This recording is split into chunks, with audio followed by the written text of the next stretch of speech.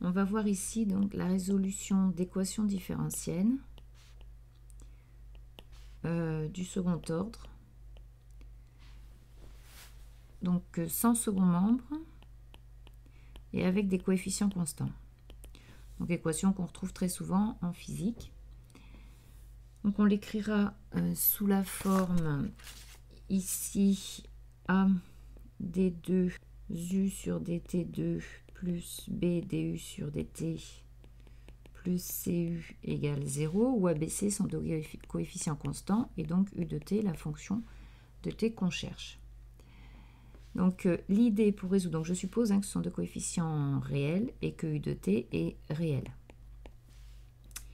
Donc la méthode, c'est de commencer par écrire l'équation caractéristique. C'est-à-dire que le u, on va le remplacer par 1, la dérivée première par petit r et la dérivée seconde par r carré. Donc on trouve une équation du type ar carré plus b plus c égale 0, qui est une équation du second degré en r. Donc on écrit le discriminant égale b2 moins 4ac. Donc là, évidemment, on a trois possibilités suivant les valeurs de a, b et c. Donc, premier cas, on suppose que delta est positif. C'est-à-dire donc que b est supérieur à racine de 4ac. Alors, si delta est positif, on va donc avoir deux solutions réelles possibles pour r, qui vont être de la forme r égale moins b plus ou moins racine de delta sur 2a. Donc là, on va avoir un r plus et un r moins. Donc ces solutions, du coup, vont nous donner le u de t qui va s'écrire un grand A exponentielle r plus t plus un grand B exponentielle r moins t. Donc ce sont des exponentielles réelles, hein, puisque le r et plus et r moins sont réels. Donc voilà la première solution possible. Deuxième cas, si delta égale 0. Alors là, on a une solution réelle, double, qui est peut égale moins b sur 2a. Et du coup, on va avoir une solution qui s'écrit sous la forme at plus b exponentielle petit r t. Troisième cas, on a delta qui est négatif. On va avoir deux solutions complexes conjuguées. Alors du coup, je vais noter le delta puisqu'il est négatif. Je vais l'écrire moins 4ac moins b2. Donc ça, c'est positif. Et du coup, comme je cherche la racine, je vais écrire que c'est i fois racine de 4 ac moins b carré, donc le tout au carré. Donc là, je peux bien écrire la racine puisque ce qu'il y a dessous est positif. Donc ce truc-là, je vais l'appeler delta, là, la racine, ce qui sera un peu plus simple. Ce qui fait que ça va donc s'écrire i delta au carré, petit delta.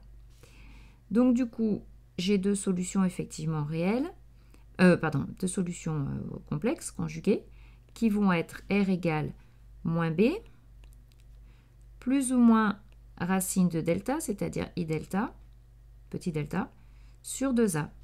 Donc là, je vois qu'effectivement, mon r plus et mon r moins, en fait, ils sont complexes, hein, puisqu'il y a du i, et conjugués, puisqu'ils ont la même partie réelle et des parties imaginaires opposées.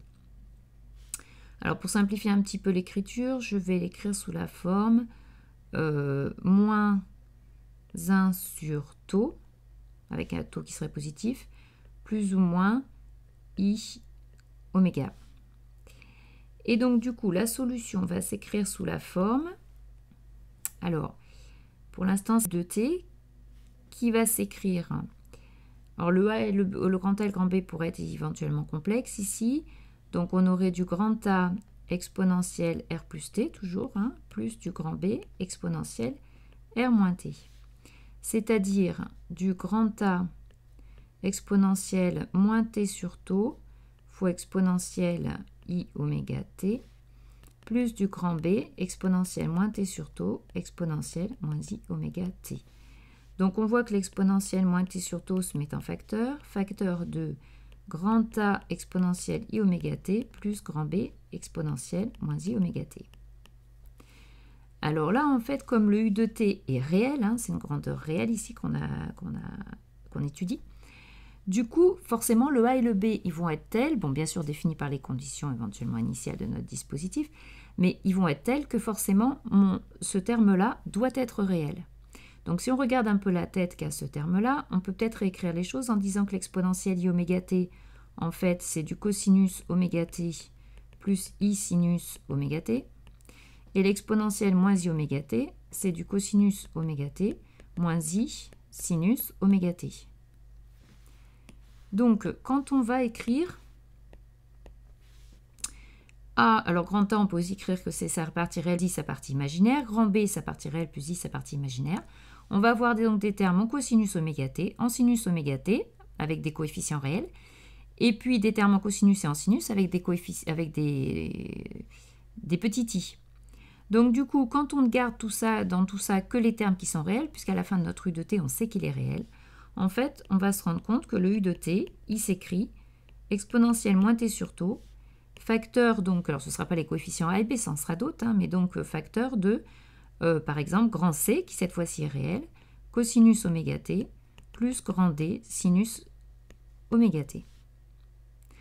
Donc on peut l'écrire éventuellement aussi en mettant des phases, donc soit en écrivant par exemple grand E cosinus oméga T plus une phase, soit en l'écrivant aussi exponentielle moins T sur taux, grand F, sinus oméga T plus phi. Donc voilà les trois cas qu'on peut rencontrer et vous devez savoir absolument résoudre, donc à chaque fois en écrivant l'équation caractéristique, le discriminant, on regarde le signe et on cherche donc les solutions pour le petit r. Et à partir de là, il faut connaître la forme des solutions. Hein. Donc, premier cas, delta positif, c'est une somme d'exponentielles réelles. Deuxième cas, c'est l'exponentielle de la solution t multipliée par at plus b. N'oubliez pas le at plus b. Et dans le dernier cas, donc delta négatif, où en fait, on obtient donc une de ces formes, celle qu'on veut, avec une exponentielle de la partie réelle fois t multipliée par une fonction sinusoïdale.